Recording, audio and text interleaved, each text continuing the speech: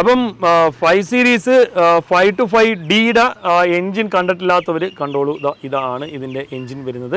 6 cylinder inline liquid cooled CRDI എഞ്ചിനാണ്. ഇതിൻ്റെ common റെയിലും കാര്യങ്ങളൊക്കെ വരുന്നത് ഇതിന് ഇവിടെയാണ്.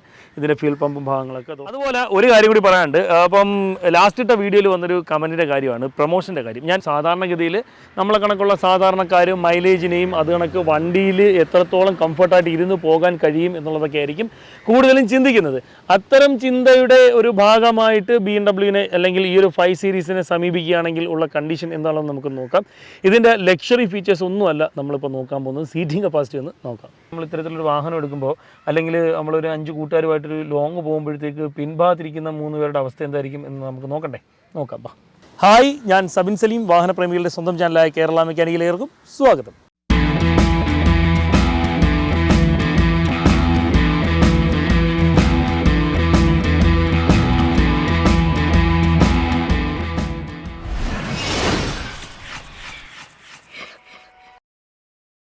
പണ്ട് ലക്ഷറി വണ്ടിയൊക്കെ റോട്ടിൽ കൂടെയൊക്കെ ഓടിപ്പോകുമ്പോൾ വായും തുറന്ന് നോക്കി നിന്നിരുന്ന ഒരു കുട്ടിക്കാല സ്കൂളിൽ പോകുന്ന സമയത്തൊക്കെ അത്തരത്തിലുള്ള അനുഭവങ്ങൾ എനിക്ക് ധാരാളമായിട്ടുണ്ടായിട്ടുണ്ട്. നിങ്ങളെ കൂട്ടത്തിലും അല്ലെങ്കിൽ ഈ വീഡിയോ കാണുന്ന പലരുടെ കൂട്ടത്തിലും അത്തരത്തിലുള്ള അനുഭവങ്ങൾ ഉണ്ടായിട്ടുണ്ടായിരിക്കണം. നമ്മളിന്ന് റിവ്യൂ ആയിട്ട് കൊണ്ടുവന്നേക്കുന്ന ഒരു BMWൻ്റെ ഒരു വാഹനമാണ് 5 സീരീസ് വരുന്ന 525D എന്ന് പറയുന്ന ഒരു വാഹനം. ഒരു 6 സിലിണ്ടർ എഞ്ചിനാണ് ഈ ഒരു വാഹനത്തിൽ വരുന്ന, ഡീസലാണ് കേട്ടോ. അതായത് ഒരു N57 എന്ന് പറയുന്ന ഒരു മോഡൽ എഞ്ചിനാണ് ഈ ഒരു വാഹനത്തിൽ വരുന്നത്. അപ്പോൾ എന്തായാലും ഈ ഒരു വാഹനത്തിനെ കുറിച്ച് കൂടുതൽ വിവരങ്ങൾ നമുക്ക് അടുത്തറിയാം. നമ്മളിപ്പോൾ സാധാരണക്കാർക്കിടയിൽ BMW എന്നൊക്കെ പറയുമ്പോഴത്തേക്ക് ഒരു വലിയ വില കൂടിയൊരു ബ്രാൻഡ് തന്നെയാണ്. അപ്പം അത്തരത്തിലൊരു വാഹനം സ്വന്തമാക്കണമെന്ന് ചെറിയ രീതിയിലെങ്കിലും ഞാൻ ഉൾപ്പെടെയുള്ള പലരുടെ ഉള്ളിനും ഒരു ആഗ്രഹം ഉണ്ടായിരിക്കും. അപ്പോൾ നമുക്കൊരു ഇന്നോവ എടുക്കാനുള്ളൊരു സാഹചര്യം അല്ലെങ്കിൽ ഒരു 3-4 ലക്ഷം രൂപ കയ്യിൽ വരുമ്പോൾ ചിലപ്പം ആ ഒരു ആഗ്രഹത്തിൻ്റെ ആ ഒരു ത്വര കാരണം ബാക്കി ലോൺ ഇട്ടോ അല്ലെങ്കിൽ ഫിനാൻസ് ഇട്ടോ ഒക്കെ ഒരു വാഹനം ഇത്തിരി വില കുറഞ്ഞ എവിടെന്നെങ്കിലും ഒരു BMW അല്ലെങ്കിൽ ഒരു ഓഡിയോ അല്ലെങ്കിൽ ബെൻസോ അത്തരത്തിലുള്ള വാഹനങ്ങളൊക്കെ എന്തെങ്കിലും കുറഞ്ഞ രീതിയിലൊക്കെ വരുമ്പോഴത്തേക്ക് ആഗ്രഹത്തിൻ്റെ മുകളിൽ മനുഷ്യൻ്റെ ആഗ്രഹമല്ലേ, ആഗ്രഹങ്ങൾ സാധിക്കാതെ മരിച്ചു പോയാൽ എന്താ പറ്റും? അതൊക്കെ പോട്ടെ, അതൊക്കെ നമുക്ക് പിന്നെ സംസാരിക്കാം. പക്ഷേ ഇല്ലാത്ത പൈസ ഉണ്ടാക്കി ഒരു വണ്ടി എടുക്കുമ്പോൾ നിങ്ങൾ ചിന്തിക്കേണ്ട ഒരു കാര്യമുണ്ട്. ആ വണ്ടിയിൽ വരുന്ന ഏത് പോരാക്കുറവും, ഇപ്പോൾ സാധാ ഒരു വാഹനം എടുത്ത് അല്ലെങ്കിൽ നമ്മളെ സാധാ ലക്ഷറി പ്രീമിയം വാഹനങ്ങളുണ്ടല്ലോ, നമ്മളെ ഷവർലയുടെ അങ്ങനെയുള്ള വാഹനങ്ങളൊക്കെ എടുത്ത് പണി കിട്ടുന്ന പോലെ ആയിരിക്കത്തില്ല. നമ്മളെ കയ്യിൽ ഒട്ടും ഒതുങ്ങാത്ത രീതിയിലുള്ള വർക്കുകളായിരിക്കും വരുന്നത്. അതും വണ്ടി വളരെ മോശം കണ്ടീഷനുള്ളൊരു വണ്ടിയാണെങ്കിൽ തകർന്നു. അതുകൊണ്ട് ഇത്തരത്തിൽ BMW അല്ലെങ്കിൽ ഇത്തരത്തിലുള്ള എക്സ്ട്രാ ലക്ഷറി വാഹനങ്ങൾ എടുക്കാൻ താല്പര്യമുള്ള ആൾക്കാരുണ്ടെങ്കിൽ നിങ്ങൾ കൃത്യമായിട്ട് ആ വാഹനത്തിനെ കുറിച്ച് പഠിച്ചിട്ട് മാത്രമേ എടുക്കാൻ പോകാൻ പാടുള്ളൂ. കൃത്യമായിട്ട് ആ വണ്ടി എടുത്തു കഴിഞ്ഞാൽ എന്തൊക്കെ സർവീസ് വരും, ആ സർവീസ് എന്നെ കൊണ്ട് താങ്ങാൻ പറ്റുമോ എന്നുള്ള കാര്യമൊക്കെ ഒന്ന് അറിഞ്ഞിരിക്കുക. അപ്പോൾ നമുക്ക് ഈ ഒരു BMൻ്റെ വിശേഷങ്ങളൊക്കെ നമുക്ക് നോക്കാം. ഞാൻ സ്ഥിരമായിട്ട് BM പണിയുന്ന ഒരാളല്ല, അതുകൊണ്ട് തന്നെ ഇതിനെക്കുറിച്ച് ആധികാരികമായി ഭയങ്കരമായ ഒരു അറിവൊന്നും എനിക്കില്ല. എനിക്കറിയാവുന്ന കാര്യങ്ങളൊക്കെ നിങ്ങളിലേക്ക് പങ്കുവെക്കാം. അതുപോലെ ഒരു കാര്യം കൂടി പറയാനുണ്ട്. അപ്പം ലാസ്റ്റ് ഇട്ട വീഡിയോയിൽ വന്നൊരു കമൻറ്റിൻ്റെ കാര്യമാണ് പ്രൊമോഷൻ്റെ കാര്യം. ഞാൻ ഒരൊറ്റ ആൾക്ക് മാത്രമേ കാര്യമായി പ്രൊമോഷൻ ചെയ്യുന്നുള്ളൂ, പെക്സയ്ക്ക് വേണ്ടി. കാരണം എന്താണെന്ന് വെച്ചാൽ പെക്സ ശരിക്കും പറഞ്ഞാൽ വളരെ ഉപകാരമുള്ള, അതായത് എന്നെ കണക്കുള്ള മെക്കാനിക്കുകൾക്ക് വളരെ ഉപകാരമുള്ള ഒരു ആപ്പാണ് തീർച്ചയായിട്ടും. കാര്യം വെച്ചാൽ എനിക്കിപ്പം ചാനലുണ്ട്, അതുകൊണ്ട് പലരും എന്നെ അറിയുമായിരിക്കും. പക്ഷേ എല്ലാവരുടെ കാര്യവും അങ്ങനെ ആയിരിക്കണമെന്നില്ല. ഇപ്പോൾ ചാനലിലുള്ള ധാരാളം മെക്കാനിക്കലുണ്ട്, അവരെയൊക്കെ ഒരുപാട് പേർക്ക് അറിയാമായിരിക്കും. പക്ഷേ അത്തരത്തിൽ അല്ലാത്ത നമ്മളെ കൂട്ടത്തിലുള്ള സാധാരണക്കാർക്കിടയിൽ സാധാരണക്കാരായ മെക്കാനിക്കരുണ്ട്. അതായത് സ്വന്തമായിട്ട് വീട്ടിൽ ചെറിയൊരു ഷെഡ് അടിച്ചിട്ട് ആ വീട്ടിലിട്ട് 1-2 വണ്ടിയൊക്കെ പണിയുന്ന കൊച്ചു സ്ഥാപനങ്ങൾ നടത്തുന്ന മെക്കാനിക്കുകളുണ്ട്. അല്ലെങ്കിൽ വീട്ടിൽ വണ്ടി ഇട്ടിട്ട് ഉള്ള ഒരു സൗകര്യത്തിലിട്ട് ഇളക്കി റിപ്പയർ ചെയ്യുന്ന മെക്കാനിക്കലുണ്ട്. അത്തരക്കാർക്ക്, അതായത് എത്ര ഹൈ മുതൽ എത്ര ലോയിൽ കിടക്കുന്ന, എത്ര താഴെ രീതിയിൽ വളരെ ചുരുക്കം ചെറിയ രീതിയിലെങ്കിലും വണ്ടി പണിഞ്ഞു കൊടുക്കുന്ന എല്ലാ രീതിയിലുള്ള മെക്കാനിക്കുകൾക്കും ഒരുപോലെ ഉപയോഗപ്പെടും എന്ന് ഉറപ്പുള്ളത് കൊണ്ടാണ് ഞാൻ ഈ ഒരു ആപ്പിനെ പ്രൊമോട്ട് ചെയ്യുന്നത്. യഥാർത്ഥത്തിൽ പെക്സയ്ക്കല്ല ആ പ്രൊമോഷൻ കിട്ടുന്നത്. ശരിക്കും പറഞ്ഞാൽ കിട്ടുന്നത് എന്നെ കണക്കുള്ള മെക്കാനിക്കുകൾക്കും നിങ്ങളെ കണക്കുള്ള സാധാരണ ആൾക്കാർക്കുമാണ്. കാരണം എന്ന് വെച്ചാൽ 10 പൈസ വാങ്ങാതെയാണ് പെക്സ എന്ന് പറയുന്നൊരു ആപ്പ് മെക്കാനിക്കൽക്ക് സർവീസും അതുപോലെ തന്നെ ഇപ്പം നമ്മളെ വാഹനങ്ങളൊക്കെ വഴിയിലാവുകയോ അല്ലെങ്കിൽ നമുക്കൊരു വണ്ടി നോക്കിയെടുക്കണം, ഒരു മെക്കാനിക്കിന് ആവശ്യമുണ്ട്, അങ്ങനെ ഒരു കണ്ടീഷൻ വരികയോ അതല്ലാന്നുണ്ടെങ്കിൽ നല്ല ഒരു വർക്ക്ഷോപ്പ് തിരഞ്ഞെടുക്കണം എന്നുണ്ടെങ്കിലൊക്കെ നമുക്ക് അസിസ്റ്റ് ചെയ്യാൻ പറ്റുന്ന അല്ലെങ്കിൽ നമുക്ക് ഡിപ്പെൻഡ് ചെയ്യാൻ പറ്റുന്ന ഒരു നല്ല ആപ്പാണ് പെക്സ എന്ന് ഉറപ്പുള്ളത് കൊണ്ടാണ്. അപ്പം അതിൻ്റെ കൂട്ടത്തിൽ തീർച്ചയായിട്ടും അവരുടേതായ പ്രോഡക്റ്റ് ഉണ്ട്. അവർക്ക് അതിലാണ് ആകെ കിട്ടുന്ന ലാഭം എന്ന് പറഞ്ഞാൽ. ശരിക്കും പറഞ്ഞാൽ അവരെ കയ്യിൽ നിന്ന് അവരെ ആപ്പിൽ നിന്ന് പോകുന്ന പ്രോഡക്റ്റിൽ നിന്ന് കിട്ടുന്ന ലാഭം മാത്രമേ ഉള്ളൂ. ബാക്കിയുള്ള ഞാൻ നേരിട്ട് പോയി കണ്ട അനുഭവമുള്ള കാര്യങ്ങളാണ് പറയുന്നത്. അതായത് ബാക്കിയുള്ള കാര്യങ്ങൾ കോർഡിനേറ്റ് ചെയ്യാനും ഒക്കെ ആയിട്ട് ശമ്പളം കൊടുത്ത് അവിടെ ആളെ ഇരുത്തിയിട്ടുണ്ട്. അതിൽ നിന്ന് അവർക്ക് പ്രത്യേകിച്ച് വരുമാനങ്ങൾ ഒന്നും ഇല്ല എന്നുള്ളതാണ്. പെക്സ ആപ്പ് യൂസ് ചെയ്യുന്ന ധാരാളം ആൾക്കാർ നമുക്കിടയിലുണ്ട്. അവർക്കെല്ലാം വ്യക്തമായിട്ട് അറിയാവുന്നൊരു കാര്യമാണ്. നമ്മൾ എന്തെങ്കിലും രീതിയിൽ റോഡ് അസിസ്റ്റൻസോ അല്ലെങ്കിൽ ഏതെങ്കിലും രീതിയിൽ പെക്സ വഴി ഒരു മെക്കാനിക്കിനെ കൺസൾട്ട് ചെയ്യുകയോ ചെയ്യുകയാണെങ്കിൽ 1% പോലും സാമ്പത്തിക ലാഭം അതിൽ നിന്ന് പെക്സയ്ക്ക് ഉണ്ടാകുന്നില്ല എന്നുള്ളതാണ്. പല വീഡിയോസ് എടുത്ത് നോക്കുകയാണെങ്കിൽ പ്രമുഖരുൾപ്പെടെ പലരും റമ്മി ചെയ്യുന്നുണ്ട്. അതുപോലെ പല രീതിയിലുള്ള, അതായത് പൈസ ഇരട്ടിപ്പിക്കുന്ന സംഭവങ്ങൾ, പിന്നെ പണവുമായിട്ട് ബന്ധപ്പെട്ട് പിന്നെന്തോ ബിറ്റ് കോയിനോ അങ്ങനെയുള്ള കാര്യങ്ങൾ, അത്തരത്തിലുള്ള എന്തോരം ഉടായ്പ സംഭവങ്ങൾ ചെയ്യുന്നുണ്ട്. അതിൻ്റെ ഇടയിൽ 10 പേർക്ക് ഉപകാരപ്പെടുന്ന ഒരു സംഭവം എന്ന് ഉറപ്പുള്ളത് കൊണ്ട് മാത്രമാണ് പെക്സയുടെ നമ്മൾ ചെയ്യുന്നത്.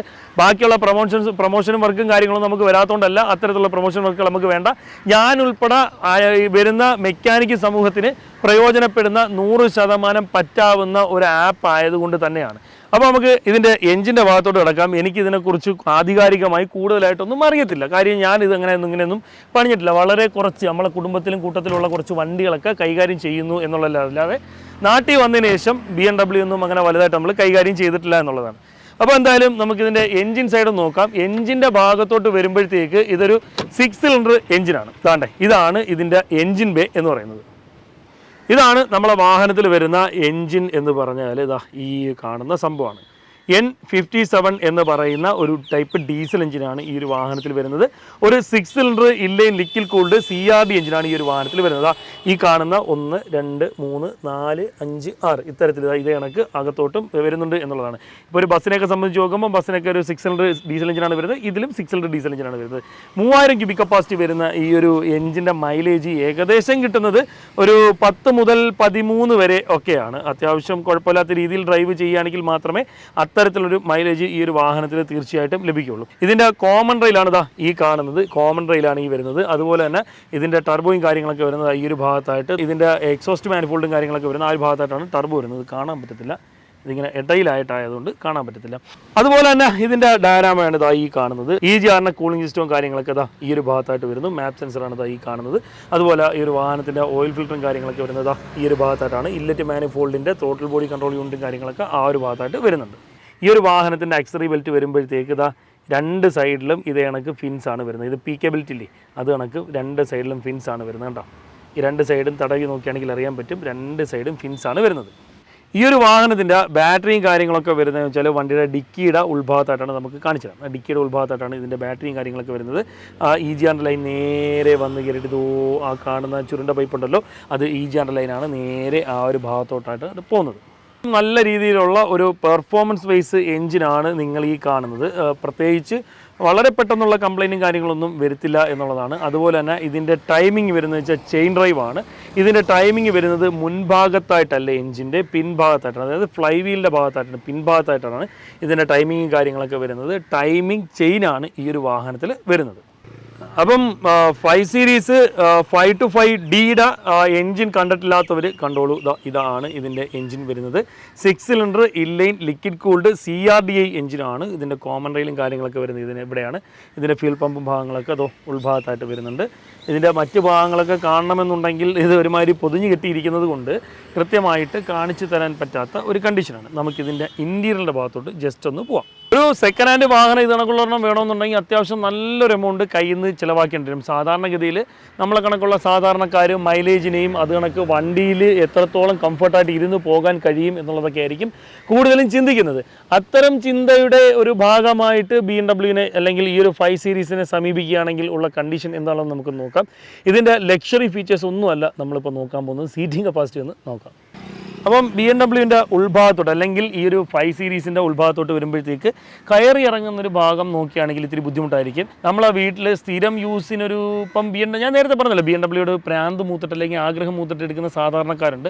അത്തരം ആൾക്കാരെടുത്ത് ഇപ്പം 5 സീരീസ് എടുക്കാനുള്ള ഉദ്ദേശമുണ്ടെങ്കിൽ ഒരു കാര്യമേ പറയാനുള്ളൂ, ഡ്രൈവേഴ്സ് കാർ എന്നുള്ള രീതിയിൽ. അതായത് നിങ്ങൾ ഡ്രൈവിങ്ങിനെ ഭയങ്കരമായിട്ട് ആഗ്രഹിക്കുന്ന ആളാണ്, ഡ്രൈവിങ് നല്ല രീതിയിൽ ആസ്വദിക്കുന്ന ആളാണ് എന്നുണ്ടെങ്കിൽ മാത്രമേ ഈ ഒരു വാഹനം നിങ്ങൾക്ക് പക്കാവുള്ളൂ. കാരണം വേറൊന്നും കൊണ്ടല്ല, തീർച്ചയായിട്ടും ഇതൊരു ഫ്രണ്ടിലിരിക്കുന്ന ആൾക്കാർക്ക് മാത്രമാണ് പൂർണ്ണമായി പൂർണ്ണമായിട്ടും പക്ക ഒരു കംഫർട്ടും കാര്യങ്ങളും കിട്ടുന്നത് എന്നാണ് എൻ്റെ ഒരു മാനസികമായൊരു തോന്നൽ.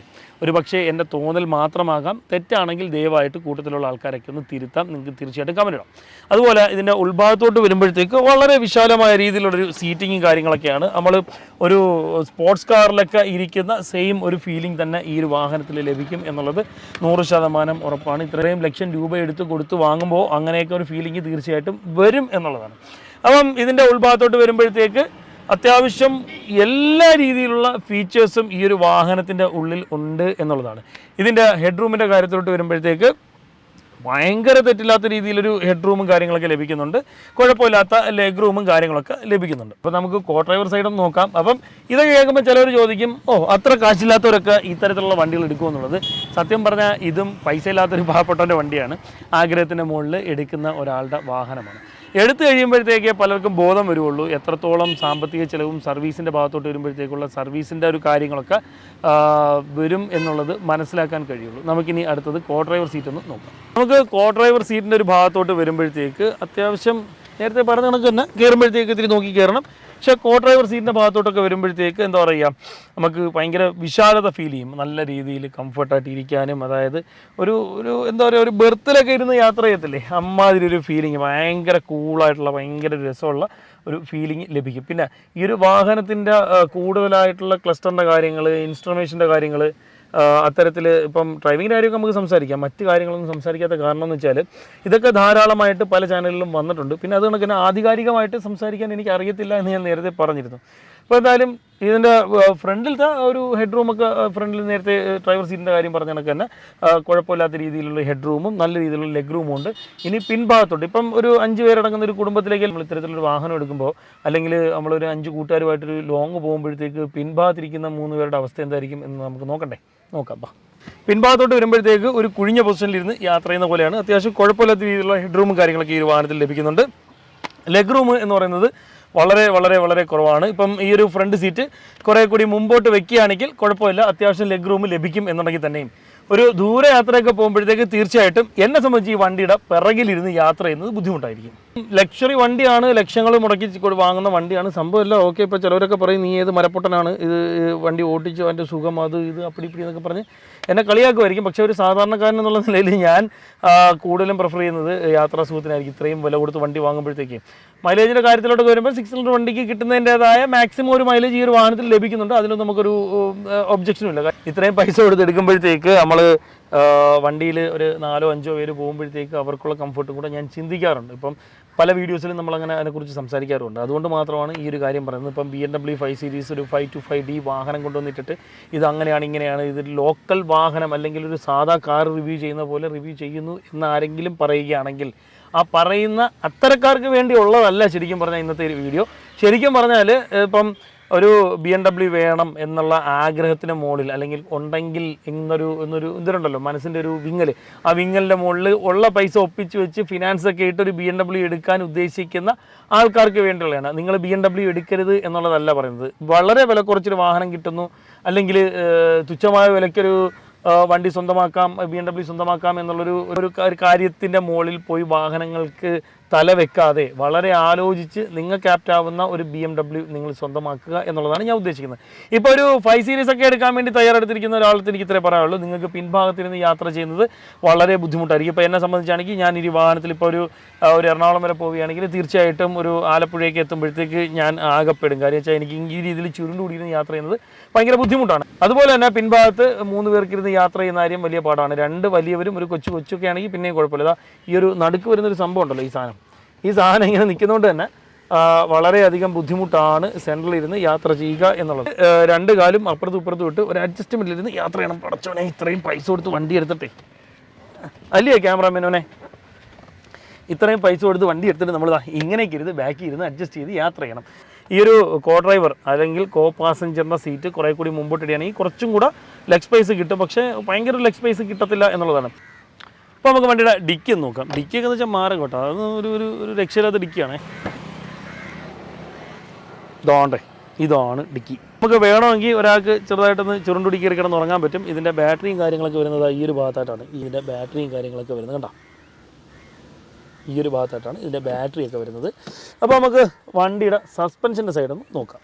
225, 55, 17 സൈസ് ടയറും കാര്യങ്ങളൊക്കെയാണ് വരുന്നത്. അതായത് 17 സൈസ് അലോയാണ് ഈ ഒരു വാഹനത്തിൽ വരുന്നത്. അത് കണക്ക് തന്നെ ഇതിൻ്റെ സസ്പെൻഷൻ എന്ന് പറഞ്ഞാൽ വളരെ സ്മൂത്ത് ആയിട്ടുള്ള നല്ല സസ്പെൻഷൻ സിസ്റ്റം തന്നെയാണ്. നമ്മളിപ്പോൾ അത്യാവശ്യം കട്ടറിക്കൂടെയും കാര്യങ്ങളിലൂടെയൊക്കെ പോയാലും നമുക്ക് പെട്ടെന്നൊന്നും അതൊന്നും ഫീൽ ചെയ്യത്തില്ല. ആ രീതിയിലുള്ള സസ്പെൻഷൻ സിസ്റ്റം കാര്യങ്ങളൊക്കെയാണ് വരുന്നത്.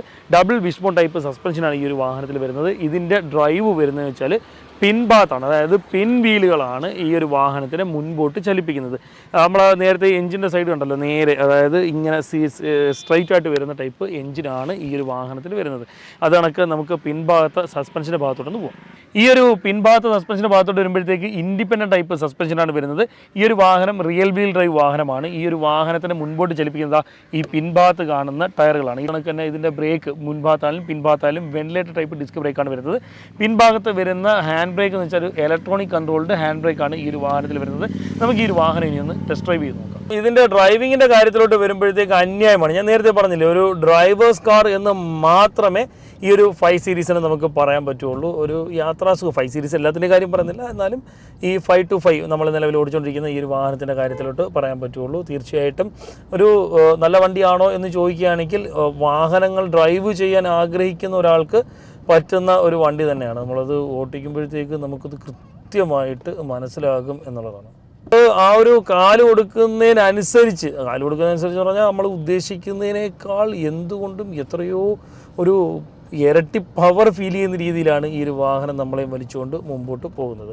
ഒരു ഭയങ്കര രസമാണ് കേട്ടോ, ഈ ഒരു വാഹനം ഓട്ടിക്കുന്ന കാര്യത്തിൽ ഭയങ്കര രസമാണ്. പക്ഷേ നേരത്തെ പറഞ്ഞ കണക്ക് പിൻഭാഗത്തൊക്കെ ഇരുന്ന് യാത്ര ചെയ്യുന്നൊരു കാര്യത്തിലോട്ട് വരുമ്പോഴത്തേക്ക് വലിയ പാടാണ്. ഇപ്പം ഞാൻ ഡ്രൈവ് ചെയ്യുന്ന ഈ ഒരു പൊസിഷനിൽ ഇരിക്കുകയാണല്ലോ, ഇനി കുറച്ചും കൂടെ സീറ്റ് മുമ്പോട്ട് ഇടുകയാണെങ്കിൽ ഒരുമാതിരി മുട്ട് മടങ്ങിയിരിക്കുന്ന പോലത്തെ ഒരു ഫീലിംഗ് വരും. നമ്മളിപ്പോൾ ഈ ഒരു വാഹനത്തിനെ സംബന്ധിച്ച് നമ്മൾ കാല് കൊടുക്കുന്നതിനനുസരിച്ച് പവർഫുള്ളായിട്ട് പോകുന്നുണ്ട്. അതുപോലെ തന്നെ ആ കട്ടറും കാര്യങ്ങളൊക്കെ കവർ ചെയ്ത് പോകുന്നുണ്ടല്ലോ, അതായത് നമുക്ക് ആ ഓട്ടിക്കുമ്പോൾ അറിയാൻ പറ്റും ആ ഒരു ഫീലിംഗ് നമുക്ക് കിട്ടുന്നുണ്ട്. നല്ല രസമാണ് കേട്ടോ. മുൻഭാഗത്തിരിക്കാനും വണ്ടി ഓട്ടിക്കാനും ഒക്കെ ഭയങ്കര സുഖമാണ് കേട്ടോ. മുൻഭാഗത്തിരിക്കാനെന്ന് പറഞ്ഞത് എന്നെ കണക്ക് പൊക്കമുള്ള ഒരാൾക്ക് പിൻഭാഗത്തിരിക്കുന്ന ഇത്തിരി ബുദ്ധിമുട്ട് തന്നെയാണ് എന്നാണ് എൻ്റെ വിശ്വാസം. ഇപ്പം ഈ ഒരു BMW സർവീസ് ചെയ്യുന്ന മെക്കാനിക്സ് നമ്മളെ കൂട്ടത്തിലുണ്ടായിരിക്കും, BMW യൂസ് ചെയ്യുന്ന ആൾക്കാരൊക്കെ നമ്മളെ കൂട്ടത്തിലുണ്ടായിരിക്കും. വളരെ സക്സസ്ഫുള്ളായിട്ട് ചിലപ്പം ഈ ഒരു 5 to 5 തന്നെ യൂസ് ചെയ്യുന്ന ആൾക്കാരുണ്ടായിരിക്കും. ഇപ്പം അങ്ങനെയുള്ള ആൾക്കാർ തീർച്ചയായിട്ടും നിങ്ങളുടെ അനുഭവങ്ങൾ കമൻറ്റ് ചെയ്യുക. അപ്പോൾ എന്തായാലും ഇന്നത്തെ ഒരു വീഡിയോ നിങ്ങളെല്ലാം പ്രയോജനപ്പെടുന്നു വിശ്വസിക്കുന്നു. നിങ്ങൾക്ക് പ്രയോജനപ്പെടുന്ന മറ്റൊരു വീഡിയോ ആയിട്ട് വരുന്നവരെ ബൈ.